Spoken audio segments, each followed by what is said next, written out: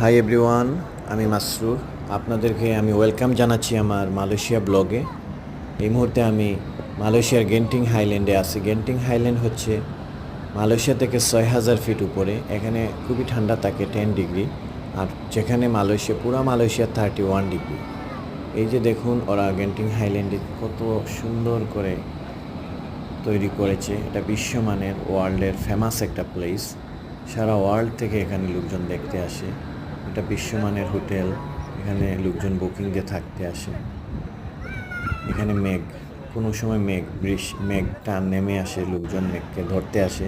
ওই যে দূরে কেবল কার দেখা যাচ্ছে, কেবল কারে সবাই উপরে পাহাড়ের উপরে চলে আসে। তারপরে এদিকে হাঁটতে হাঁটতে এই ছাদটাতে আসে বৃষ্টির মেঘ ধরার জন্য। আপাতত এই দিনে মেঘ ছিল না।